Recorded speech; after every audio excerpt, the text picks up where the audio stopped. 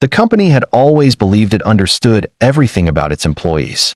It tracked productivity, monitored performance reviews, measured deadlines, and evaluated collaboration scores.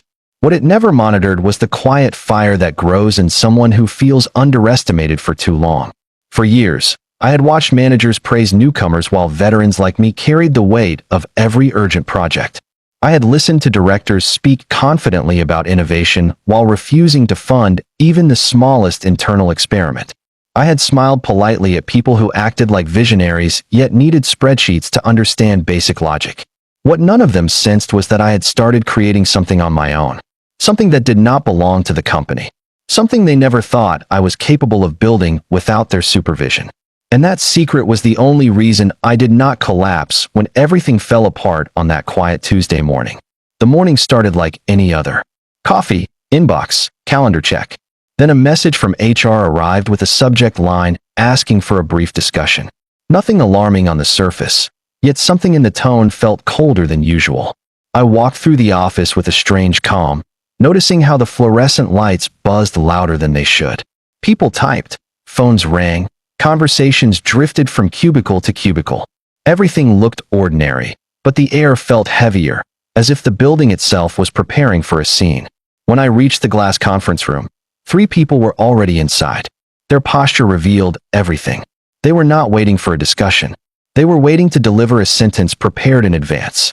HR began the meeting with a tight smile that did not match her eyes. The legal advisor sat beside her, expression stiff, as if he wanted to avoid any responsibility for what was coming. My direct manager sat across from me, avoiding my gaze. A printed photograph lay in the center of the table.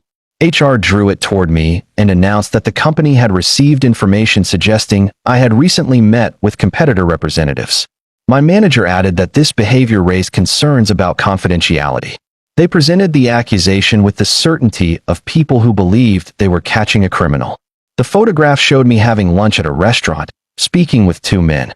The image was blurry, but recognizable enough for them to make assumptions. Shock would have been a normal reaction. Anger, too.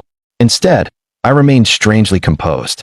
I listened as they detailed their concerns. I watched as they tried to sound principled while ignoring the fact that no one had bothered to ask a single question before deciding my fate. They called the meeting suspicious. They called the conversation inappropriate.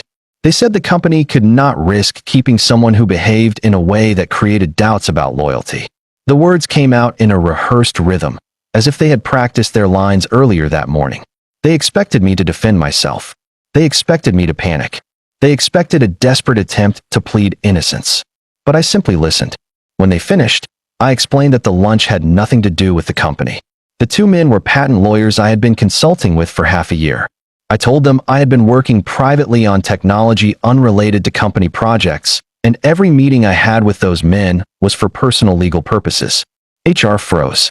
My manager blinked twice, unsure what to say. The legal advisor shifted uncomfortably. It was the first moment they questioned whether they had made a mistake. But they had already decided on their course of action.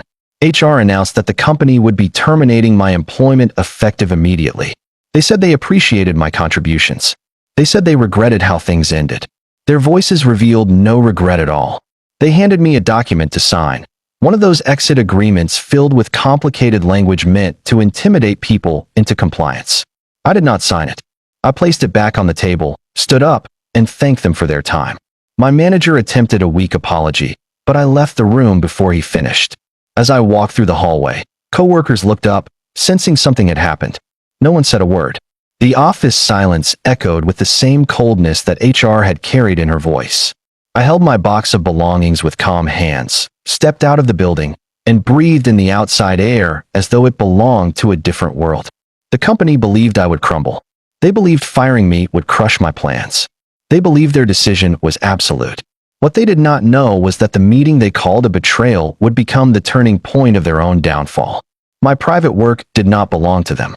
My nights spent building prototypes did not belong to them. My weekends rewriting code did not belong to them. Every idea I had developed in the quiet of my garage belonged solely to me. I had filed provisional patents months earlier. My name appeared in every document. My diagrams were stamped with dates long before the company ever accused me of wrongdoing. At 9 in the morning, they had fired me. By 11, I was sitting in a downtown office with the same lawyers they had mistaken for competitors. The legal team welcomed me with firm handshakes and reassuring professionalism. They had seen situations like mine before. They knew companies that enjoyed overestimating their control. They knew employees who underestimated their own leverage. I explained everything that had happened. They examined the photo HR had shown me and immediately dismissed it as irrelevant. They reviewed the provisional patents and confirmed that the ownership was airtight. They told me that my former employer had acted hastily, even recklessly. Their attempt to accuse me without investigating anything had placed the company in a vulnerable position. As they spoke, I felt a clarity that had been missing for years. The company had believed it held the upper hand. The company had believed it understood strength. But actual strength was the quiet kind that grows in private. The kind built with late nights, unanswered doubts, and the courage to build something without waiting for anyone's approval. The company thought it fired an employee. Instead, it had released the inventor of a technology it desperately needed. The lawyers walked me through every step ahead. They explained how to finalize the patent. They explained what protections already existed. They explained how to proceed in case the company attempted to challenge ownership. Their explanations flowed with calm confidence, and every minute revealed another layer of security I had unknowingly built around myself. What I had created had value far beyond what my former employer ever imagined. By firing me, they had essentially handed me the freedom to move forward without any conflict of interest. Before leaving the office, I looked out the window at the skyline. The company I had once believed in stood somewhere among those buildings, unaware that its future had already shifted direction. I realized that the morning's humiliation had not destroyed me. It had liberated me. For years, I had waited for recognition that never came. Now, I held something far more powerful than recognition. I held ownership. And ownership is the one thing no employer can take away once it is legally yours. While the company celebrated its quick decision, I was preparing for the storm that would soon reach their doorstep. My patents were no longer an idea.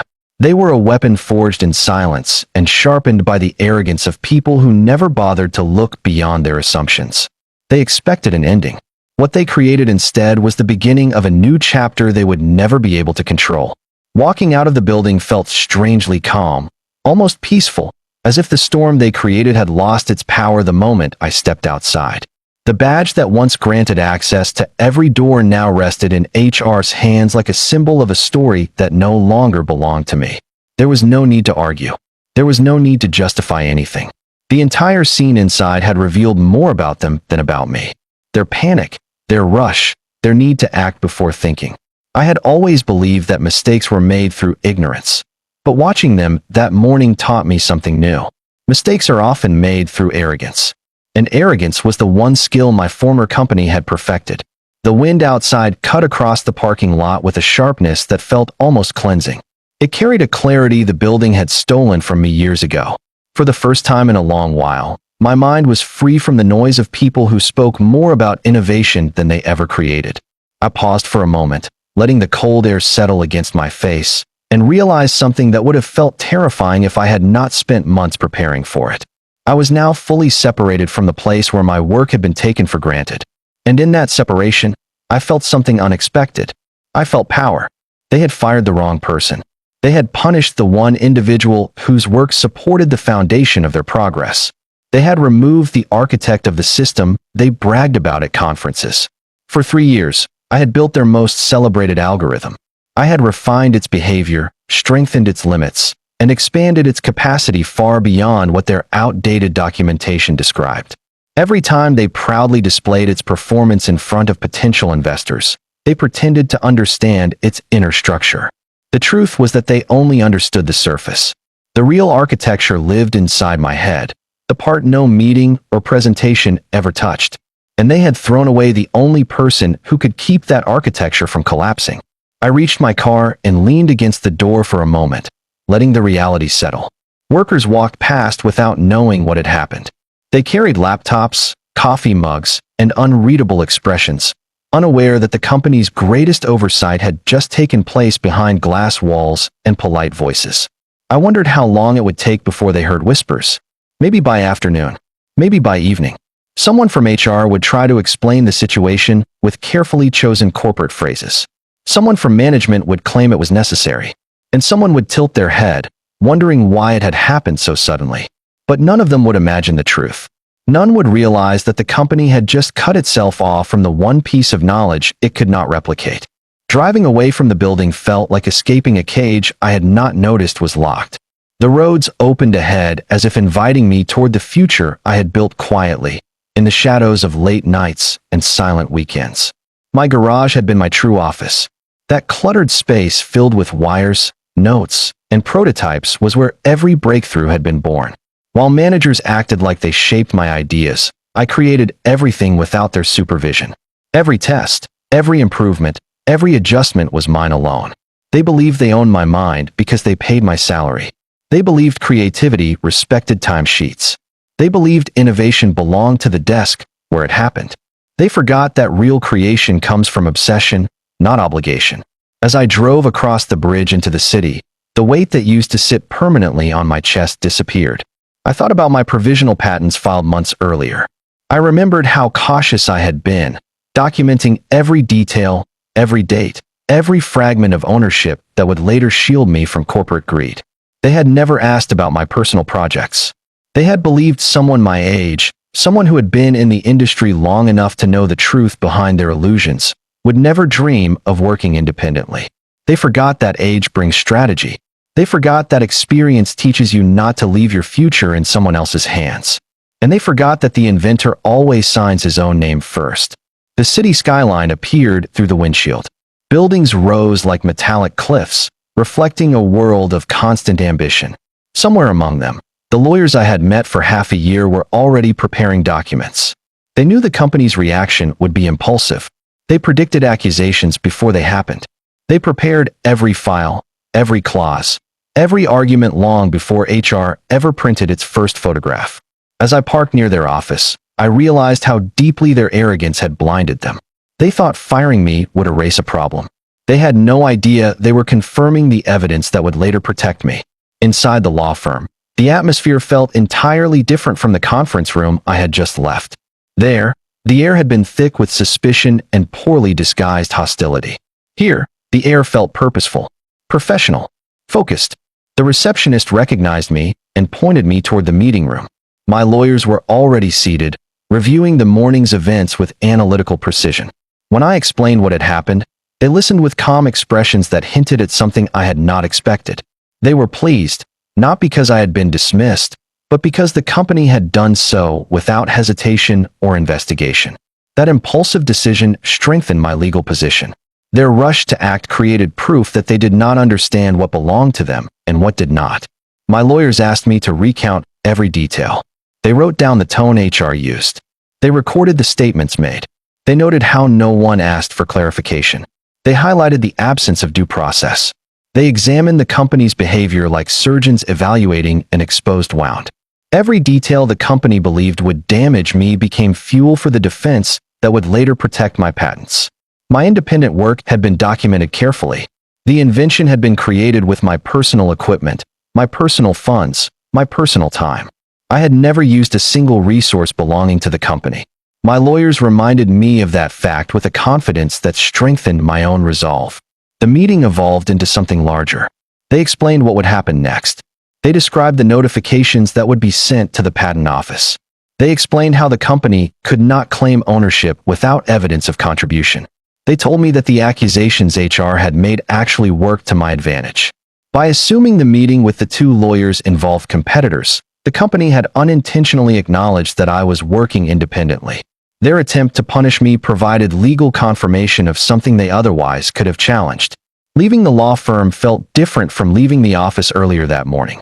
There, I had walked out stripped of a badge and a title.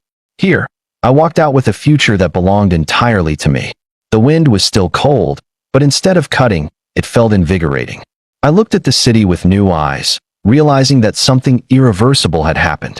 They had removed me from their building, but in doing so they had freed me from every limitation they ever placed on me. As I crossed the street, I understood the truth about power. Workplace power is temporary. Corporate loyalty is conditional. Titles are fragile, but ownership is eternal. They fired me thinking I would fade quietly. What they never expected was that their hasty decision would awaken the very storm they feared most. The competitors they accused me of meeting never cared about the rumors that swirled inside corporate walls. They operated in a world where results outweighed whispers, and where opportunities were measured by the strength of an idea, not the insecurities of a nervous HR department. The two men in the photograph were not spies, saboteurs, or representatives of an enemy. They were simply professionals who recognized the potential of what I had built long before my own company bothered to ask a single question. They wanted clarity. They wanted to understand the invention. They wanted a chance to acquire my private patents before anyone else saw the gold hidden in the diagrams I carried in silent folders. For months, I had declined their offers. I still believed my company would do the right thing. I still believed managers would wake up one day and understand the value of the algorithm I had built. I still believed the leadership team would stop pretending to understand innovation and start investing in people who could actually produce it. For a long time, I convinced myself that loyalty meant waiting, negotiating, compromising. But loyalty means nothing when it is handed to people who see sacrifice as weakness. The moment the company fired me without hesitation, something inside me shifted permanently. Hope was replaced by clarity. I finally saw them for what they were. A group of anxious executives blinded by their own sense of control. That afternoon, I found myself seated in a large meeting room inside my law firm, the kind with polished wood tables and shelves filled with case files that carried the weight of other people's battles. My lawyers had already begun gathering everything related to my employment. They spread documents across the table like pieces of a puzzle waiting to reveal an image. Every contract I had ever signed, every confidentiality clause, every project description, every email exchange where I had refused to merge my personal work with company assignments. They read each document with precision, their eyes sharpening as the pattern emerged. As the afternoon light shifted across the room, they began to uncover a truth I had sensed but never fully understood. My company had not only acted recklessly when they dismissed me, they had violated multiple procedural steps that protected employees from unfair accusations. They recorded no investigation. They conducted no inquiry. They gave me no opportunity to explain myself. They made a decision based purely on fear and assumed authority. In their rush to punish me, they left a trail of errors that strengthened my position. What surprised me more was the detail my lawyers uncovered next. The accusation itself served as an unexpected admission. By claiming I met competitors to discuss confidential matters, the company had unintentionally confirmed that the work in question did not originate from them. If they believed the patents were theirs, they would have accused me of theft, not suspicion. If they believed the invention belonged to the corporation, they would have demanded immediate access to my files. Instead, they reacted like frightened observers who recognized that I held something they could not touch. My lawyers reviewed the printed photograph HR had slid across the conference table. They pointed out the oddity of the situation. If the company truly believed I had shared internal knowledge, they should have consulted the legal team before firing me. Instead, they acted independently, without protocol, without oversight. Their behavior revealed panic more than responsibility. Panic is useful in court, my lawyers explained with a quiet satisfaction. It proves that decisions were emotional, not procedural. We continued through the documents, page after page, each one adding weight to the truth that the company had never taken the time to understand what I had been doing. They assumed my private patents were connected to my job. They assumed I had no personal life outside their deadlines. They assumed I spent nights thinking about their goals. They never imagined that after the long hours spent building their systems, I would go home and build something for myself. My lawyers highlighted the clauses that protected me. They highlighted the terms stating that inventions created without company resources belong solely to the creator. They highlighted emails I had written months earlier, clearly stating that my personal research was not part of my employment duties.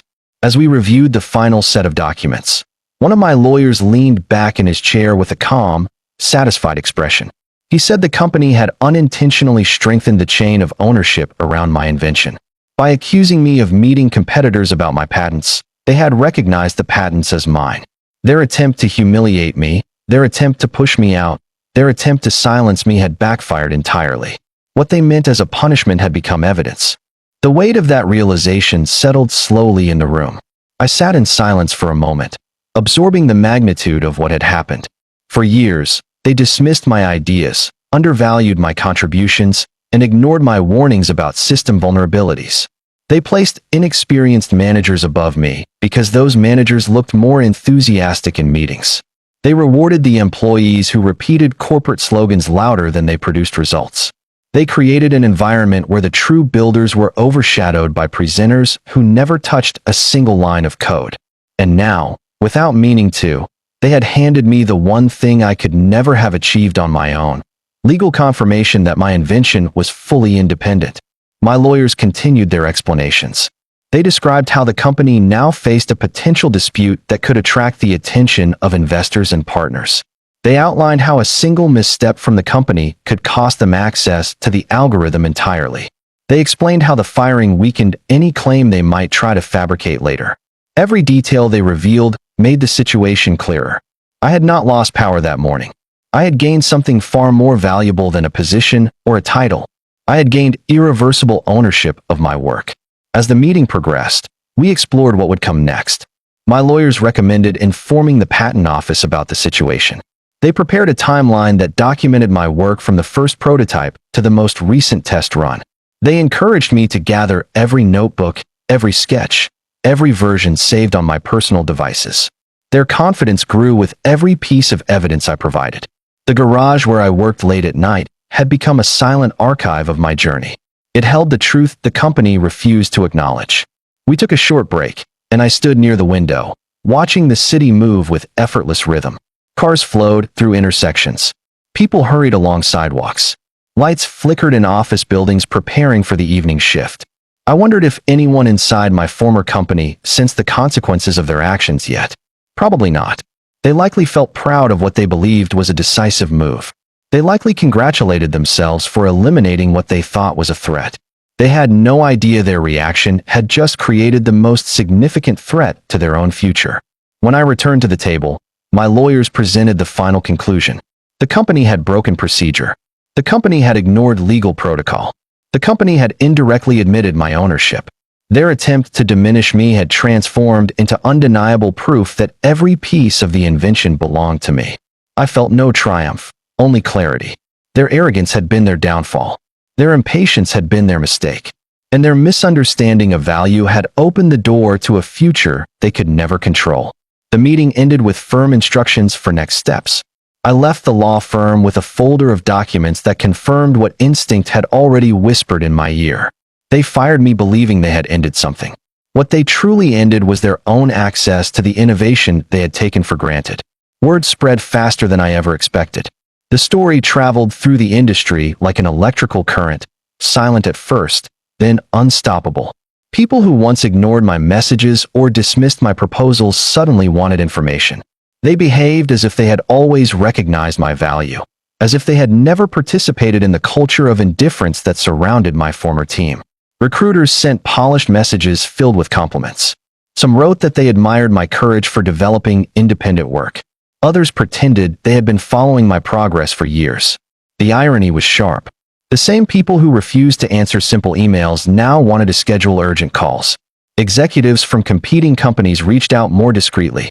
They asked careful questions with the kind of curiosity reserved for ideas that threatened to reshape markets. None of them mentioned the firing directly. They only said they had heard I was open to new opportunities. They spoke with caution, as if approaching a valuable asset they did not want to mishandle. Each message carried a tone of anticipation, a recognition that something important was shifting. A few hinted at acquisition possibilities. Others offered consulting roles with generous compensation. What they all shared was an underlying urgency. They knew something my former company had ignored. They knew that an invention capable of influencing the future of their field was now floating freely, unattached to corporate ownership. The most surprising reactions came from professionals I had not spoken to in years. People who had moved to other industries. People who had retired. People who remembered me only vaguely. They reached out with congratulations, not because they understood the full situation, but because they recognized that a sudden firing followed by industry interest usually meant an opportunity had been overlooked by those who should have known better. Their messages were short but revealing. They all said the same thing in different words. The company had made a critical mistake. Inside my former company, chaos began to unfold quietly. At first, there were whispers, the kind that travel through hallways and fragments. Someone heard that the algorithm could no longer be presented. Someone else claimed that the legal department was reviewing documents. Another said that upper management was holding emergency meetings. No one knew the full truth, but the pieces were clear enough that panic started to take shape. By midweek, the atmosphere inside the building had changed entirely. The managers who once spoke with confidence now lowered their voices. Employees noticed tasks being removed from project dashboards. Teams preparing investor demos suddenly paused their presentations. The truth became unavoidable. They had built their most ambitious goals on my invention. They had integrated it into system demonstrations. They had shown it to potential investors as evidence of progress.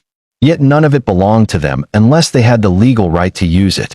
And the moment they fired me without investigation, they removed the possibility of negotiating that right. When HR accused me of meeting competitors, they had given my lawyers the exact admission they needed. By assuming the patents were mine, they weakened any potential claim they could try to fabricate later. The consequences unfolded in layers. First came the internal panic. Then came the realization that the investor meeting scheduled for the following week relied entirely on a technology they could no longer legally reference. The demo had been rehearsed. The slides had been reviewed. The talking points had been memorized. Everything revolved around the performance of the algorithm. That algorithm was now protected under my name. They could not claim it. They could not present it. They could not even hint at it without risking legal challenge. Managers who once dismissed my concerns now scrambled to find alternatives. They searched through files, hoping to locate older versions of the software. They contacted other departments, searching for backup solutions. They asked engineers if anything similar could be built quickly. The answers grew worse with every attempt. Without my personal contribution, the system did not function at the level they promised investors. Without the independent patent, the architecture lacked the innovative spark that set it apart. As the week progressed, the board became involved. They demanded explanations. They asked how something so vital could be so vulnerable. They questioned why no one had ensured ownership was secured before presenting the algorithm publicly. They wondered why HR had acted without consulting legal teams. They asked why no one had verified whether the patents were corporate property. Each question cut deeper into the fragile structure of management's confidence. The directors realized the truth. The company had not lost an employee. It had lost the very heart of the innovation it depended on. While they panicked internally, the industry outside watched with growing interest. Competitors smelled weakness. Analysts began speculating. Some suggested the company had exaggerated its progress. Others wondered if leadership was failing.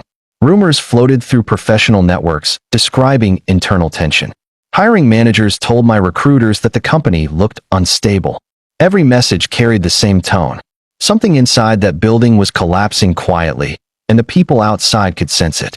Meanwhile, I watched the chaos unfold from a distance. I did not intervene. I did not respond to any inquiries from former colleagues. I did not reach out to explain anything. I had no obligation to comfort them or reassure them. For years, they had enjoyed the illusion of control, believing that talent could be managed like a schedule.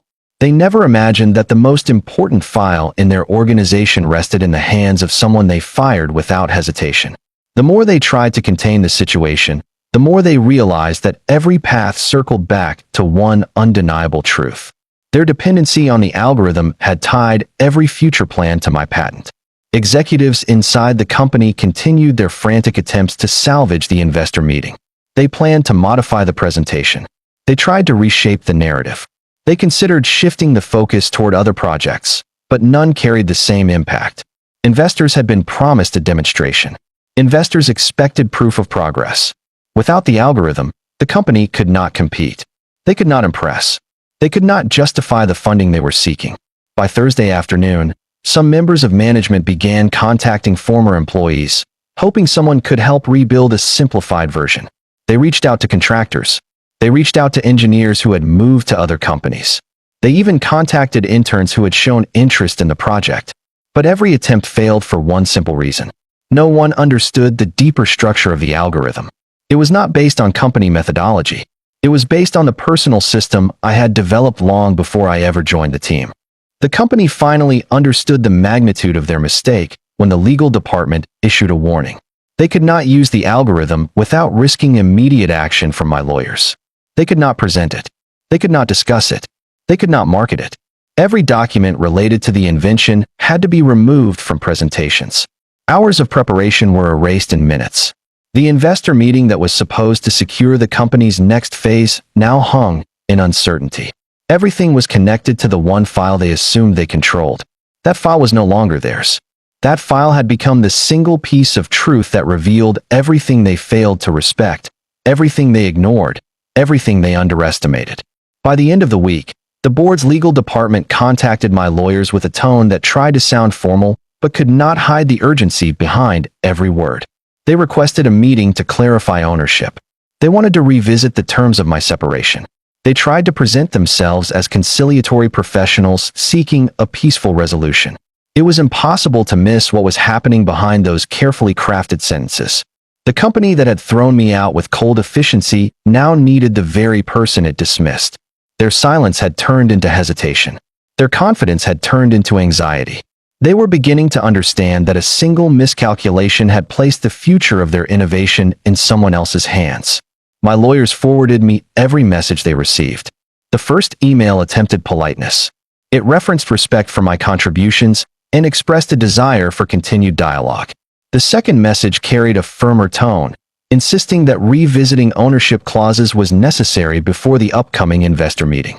The third message revealed the truth behind their sudden concern. They were preparing documents that would allow them to present the algorithm as part of their intellectual property. They needed my signature. They needed my cooperation. They needed the very approval they assumed I would grant without thinking. They wanted to rewrite history before the board realized the full magnitude of their mistake. But what they did not know was that the letters from the patent office had already arrived at my home. I still remember opening the envelope with slow, deliberate movements, feeling the weight of the moment before I even unfolded the papers. There it was, my name at the top, my diagrams precisely printed, my timestamps meticulously recorded. The invention stood legally recognized as mine. No corporate signature, no manager listed, no director mentioned, only my name linked to every component. The very work they once overlooked was now protected under rights they could not bypass. My lawyers reviewed the documents and confirmed what I already knew. The company had lost its leverage. Their attempts to recover ownership were pointless. The patent office had validated my claim. The diagrams, the formulas, the architecture, everything belonged to me. The company could file disputes, but those disputes would collapse under the evidence I had gathered for months. Every notebook from my garage, every test stored on my personal devices, every witness who had seen me working late at night. The chain of proof was unbreakable. When the company realized their friendly approach failed, they shifted to a new strategy. Pressure. They warned that the dispute could drag on for years. They suggested that legal battles would drain resources. They implied that the invention might lose value if investors lost interest during the conflict. They painted images of delays, complications, and setbacks. But pressure works only when the person on the other side is afraid. I was not afraid. I had already lost the job they believed I valued. I had already walked through the humiliation they intended as punishment. Nothing they threatened could outweigh the freedom I now held. When pressure failed, they turned to persuasion. They offered a financial package that looked impressive at first glance. They proposed advisory roles. They suggested collaboration agreements. They tried to flatter my abilities. They claimed the company wanted to continue benefiting from my brilliance. They attempted to make me feel valued after years of silence. One executive even wrote a personal message stating that the firing had been a misunderstanding caused by miscommunication between departments. A misunderstanding. That was the word they chose to describe a dismissal delivered without investigation, without dialogue, without respect. When persuasion failed, they changed their tone again. This time, fear revealed itself behind every sentence. They warned that the company's reputation could be damaged if the dispute became public. They hinted that investors might question my intentions. They claimed that owning the patent might attract legal attacks from other corporations. They attempted to paint me as someone unprepared to handle the challenges of ownership. It was an old tactic, one used by companies that hope to intimidate former employees into surrendering their rights. But fear only controls those who think they have something left to lose. I had already walked away from the place that once held my loyalty. Now, nothing tethered me to their narrative. My lawyers responded with calm, controlled precision. They explained that the firing had removed any claim the company might attempt. They stated clearly that the invention belonged solely to me. They reminded the board's legal team that the company had violated procedure. They attached the patent letters. They documented every timestamp. They listed every email in which I had clarified that my independent work did not fall under company responsibilities. They covered every angle with a thoroughness that left no room for negotiation. When I read the responses, I felt something I had not felt in years. Control. Not the kind granted by a title or a promotion. Not the kind dependent on approval from people who never understood my work. This was real control. The kind born from courage, preparation, and the quiet confidence of knowing the truth rests on your side. The company attempted one final approach. A senior board member asked for a private conversation. He requested a chance to explain the situation personally. He wrote that the company was willing to reconsider the separation if we resolved the ownership issue quickly. His message carried a softness that almost felt sincere. But sincerity means nothing when it arrives only after desperation. I declined the conversation. I let my lawyers handle everything. I had no interest in hearing apologies built on fear. The board's legal department tried to prolong the communication, hoping time would create doubt. But every day that passed strengthened my position. The investor meeting grew closer. Deadlines tightened. Managers panicked. The tension inside the building increased. My absence echoed through every project. They had fired an employee they considered replaceable, only to discover they dismissed the person they needed most. I was no longer the man who walked into that glass room seeking fairness. That version of me had been erased the moment HR pushed the printed photograph across the table. What remained was someone who no longer needed validation. I was no longer an employee desperate for approval. I was the owner of an invention the company depended on for survival. The future they planned relied entirely on technology they could not claim, could not present, and could not use without my permission. As the week ended, I realized something powerful. The company had believed they held my future in their hands. They never understood that I had been quietly building one far greater than anything they could offer. The board scheduled an emergency meeting the moment the legal department confirmed the full extent of the crisis. It was held on a Friday morning, early enough that the building still felt half asleep. Yet the atmosphere carried the tension of a courtroom awaiting a verdict. Directors arrived with faces tightened by worry. Managers walked in with hurried steps, holding folders stacked with documents they hoped might protect them. The CEO entered last, looking drained, carrying the expression of someone who understood that a storm had finally reached the walls he once believed were unbreakable. Inside that meeting, everything the company had hidden behind polished presentations and confident speeches crumbled. Investors who had been promised demonstrations demanded answers. They wanted to know why the algorithm that was supposed to define the company's future suddenly disappeared from every report. They asked why the product roadmap no longer included features that had been advertised for months. They questioned why the engineering team could not reproduce the performance metrics shown earlier. The board tried to respond with careful wording, but the investors were not interested in diplomacy. They wanted certainty. They wanted proof of ownership. They wanted explanations that did not rely on vague promises. A representative from a government agency attended the meeting remotely. His presence alone intensified the pressure. The company had been negotiating a contract for months, a contract that required precisely the kind of innovation my algorithm provided. Without it, the bid lost its competitive advantage. When the representative asked for an update on the technology, the room fell silent. No one wanted to be the first to reveal that the entire contract had been placed on hold because the ownership of the core invention was in dispute. The representative waited, then stated the agency could not proceed until the situation was legally resolved. The screen went dark. The silence in the room felt heavier than any accusation HR had ever delivered. Directors began to argue. Some blamed the engineering department for relying too heavily on my work. Others blamed management for failing to supervise the development process. A few demanded answers from HR, and their voices carried a sharp mix of anger and disbelief. They wanted to know why HR had fired the inventor without a single question. They wanted to know why no investigation had been conducted. They wanted to know how a photograph had been considered enough evidence to terminate the person who built the heart of the company's most important project.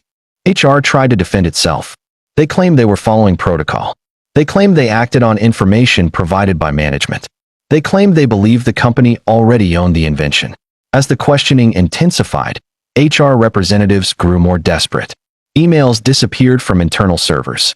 Files were deleted. Records were adjusted. The quiet panic inside the department spread to every floor. People whispered that HR was trying to erase traces of the rushed decision that triggered the crisis. The more they tried to hide, the clearer it became that the firing had been impulsive and reckless. Managers turned on each other. Some insisted they warned leadership about relying too heavily on my algorithm. Others claimed they thought the patents were corporate property. A few attempted to distance themselves from the situation entirely, pretending they never had any involvement in the project. In moments of tension, old rivalries resurfaced. People accused each other of negligence. They brought up past disagreements. They revived conflicts that had been quiet for years. The board watched with growing frustration as the company fragmented under pressure. Meanwhile, the CEO walked through the building like someone carrying an invisible weight. Employees noticed the change. He no longer moved with the steady confidence of a leader. Instead, he paced between offices, constantly checking his phone, waiting for updates from the legal department. Some employees said he looked pale. Others said he had become unusually quiet. A few whispered that this crisis might cost him his position. In hallways, people exchanged looks filled with anxious curiosity. They wanted to know the truth, but they were too afraid to ask. Outside the building, my world looked completely different. I sat at a quiet cafe downtown with my laptop open and 3 acquisition offers displayed on the screen. Each offer was larger than my salary for the past 5 years combined. The numbers did not feel real at first. They carried a level of respect that my former company never showed me. All 3 offers came from corporations that had studied my invention carefully. They understood its value. They recognized its potential. They did not need to be convinced that it could transform entire sectors. They already knew. The first offer came from a multinational company with a history of acquiring promising technologies. They proposed a generous upfront payment and a long-term consulting partnership. The second offer came from a competitor known for aggressive market strategies. Their offer was even higher and included a development team dedicated to expanding the algorithm under my supervision. The third offer came from an investment group that specialized in funding breakthroughs. They did not want to absorb the patent. They wanted to help me build my own company around it. My lawyers reviewed the proposals with a seriousness that mirrored the gravity of the moment. They explained the strengths and weaknesses of each option.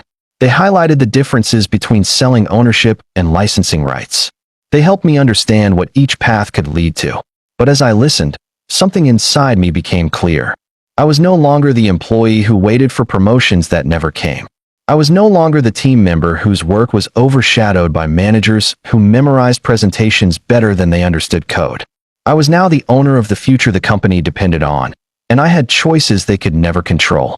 While reviewing the offers, I thought about the contrast between my quiet cafe table and the chaos unfolding inside the corporate building I once called my workplace. The same company that dismissed me with cold efficiency was now collapsing under the consequences of its own decisions. The people who once treated me like a replaceable piece were now facing questions they could not answer. The managers who once claimed credit for my work were now trying to explain why the invention they relied on no longer belonged to them. As the day progressed, more updates reached me. My lawyers forwarded additional messages from the board. Their tone grew increasingly desperate. They wanted to meet again. They wanted to discuss licensing. They wanted to find a compromise before the investor meeting. They wanted to salvage the company's future. Each request revealed the truth that everyone inside the building had learned too late. They had fired the wrong person. And now, the consequences were unfolding faster than anyone had expected. By the end of the day, I closed my laptop and leaned back in my chair. The wind outside carried the sounds of a busy city, but for a moment, everything felt still. I realized something powerful. The company believed they held the keys to my future. They never understood that the entire time, I had been holding the keys to theirs. On Monday morning, everything that had been boiling under the surface finally erupted. Before the sun had fully risen over the city, my lawyers received a direct message from the CEO himself. Not from his assistant. Not from the legal department. Not from the board. From him. His tone, once confident and detached during company meetings, now carried a tremor of urgency. He requested a private negotiation. He wanted immediate clarification. He wanted a path out of the storm he had helped create. My lawyers read the message twice, exchanged glances, and forwarded it to me with a simple note. The man who once believed he was untouchable now understood exactly how vulnerable he had become. The CEO proposed a meeting within the hour. He wanted to license the patent. He wanted exclusive usage rights. He wanted to reshape the narrative before anyone outside the company learned the details of my firing. In his message, he explained that the company was willing to compensate me handsomely. He claimed the offer was generous enough to reflect my value. He insisted that the situation could be resolved quietly. When my lawyers showed me the number, I recognized it immediately. It was large enough to seem impressive to someone desperate. It was designed to look respectful while still keeping the company in control. It was not a gesture of appreciation. It was an attempt to purchase silence. We declined without hesitation. The CEO tried again. This time, he requested a full meeting in person. He said he would bring 2 board members. He hinted that they wanted to demonstrate good faith. He argued that resolving the dispute immediately was essential for stability. My lawyers agreed to the meeting, not because the company deserved a second chance, but because they wanted to deliver the truth with absolute clarity. We met in a conference room inside the law firm, a neutral space with tall windows and heavy chairs that made every conversation feel like a deposition. The CEO arrived first. His usually sharp posture seemed bent by pressure. His eyes lacked the commanding certainty he was known for. He greeted my lawyers with a handshake that trembled almost imperceptibly. Then the 2 board members entered. Both wore expensive suits, but their expressions revealed more than their clothing could hide. Their foreheads glistened. Their movements were stiff. Their years of polished corporate diplomacy struggled against the rising panic they carried. They sat across from us, and for a moment, no one spoke. The CEO finally cleared his throat and began explaining the company's position. He spoke with forced calmness, trying to sound rational and composed. He began by acknowledging my contributions. He described the invention as remarkable. He described me as a valuable asset. He expressed regret for how the situation unfolded. He used phrases about collaboration, mutual interest, and innovation. His voice trembled only once, when he admitted the company could not proceed without rights to the patent. He presented a revised offer, larger than the first, more polished, more desperate. It included financial compensation, an agreement ensuring silence, and a vague promise of future cooperation. As he spoke, the 2 board members nodded and watched my lawyers closely, hoping for signs of acceptance. The CEO concluded his speech with a final plea. He said he wanted to protect the jobs of people who depended on the company's success. He said he wanted to protect the reputation of the industry. He said he wanted to avoid unnecessary conflict. My lawyers listened politely, waited for him to finish, and then opened their folders. They slid across the table the official patent documents bearing my name. They placed next to them the provisional filings with dates long preceding any involvement from the company. They added emails in which I clarified that my personal research was not part of my employment agreement. They included a transcript of the original accusations made during my dismissal, which had unintentionally confirmed my independent ownership. They laid out a timeline showing every misstep the company made. The room grew colder with every document revealed. The CEO's expression shifted from controlled confidence to raw fear. My lawyers explained the truth with the same calm precision they had used from the beginning.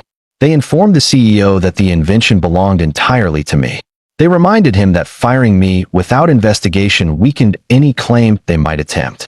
They emphasized that any attempt to use the algorithm without my permission would result in immediate legal action. The CEO leaned back, his hands clasped tightly together, and his breathing grew shallow. The 2 board members exchanged glances filled with dawning horror. Then came the counteroffer. It was not emotional. It was not aggressive. It was simply factual. The company could buy the patent, but the price would cost the CEO his position. The words hung in the air with the weight of a verdict. For the first time since entering the room, the CEO's composure collapsed entirely. His face paled. His shoulders stiffened. He looked at my lawyers as if waiting for them to retract the statement. They did not. He looked to the board members, hoping they would defend him. They did not. They stared at the table, understanding the magnitude of their mistake. My lawyers continued. They detailed the conditions. The compensation would reflect the full value of the patent. The company would gain ownership only after the CEO formally resigned. His resignation would appear as part of a restructuring process. The board would choose a new leader. The narrative would shift toward renewed direction. And the company would finally accept that the person they fired in a moment of arrogance now held the key to their survival. The CEO tried to negotiate. He offered modifications. He asked for reconsideration. He insisted the company needed his leadership during the crisis. But the board members remained silent. Their silence spoke louder than any argument he could make. They understood that the company's reputation could not survive if investors discovered that the CEO had fired the inventor without investigation. They understood that keeping him would cause further instability. They understood that he had become the liability he once believed he could eliminate. The conversation shifted slowly, painfully, toward acceptance. The CEO lowered his head. He rubbed his forehead with trembling fingers. He looked like someone who had just realized his career had been destroyed not by a competitor, not by market shifts, but by his own decision made in a moment of arrogance. The board members requested a private moment with him. My lawyers agreed and stepped outside. Through the frosted glass, I could see blurred silhouettes. The board members spoke with sharp movements. The CEO gestured helplessly. The argument lasted longer than expected. When they finally returned, their expressions revealed the answer before anyone spoke. The CEO accepted the terms. His resignation would be drafted within the next hour. The board would announce a leadership transition before the investor meeting. The company would purchase the patent under a new agreement that recognized its full value. And every detail of the firing would remain recorded in the legal files that now protected my work. The CEO walked out first, shoulders slumped, holding a career that had just ended in silence.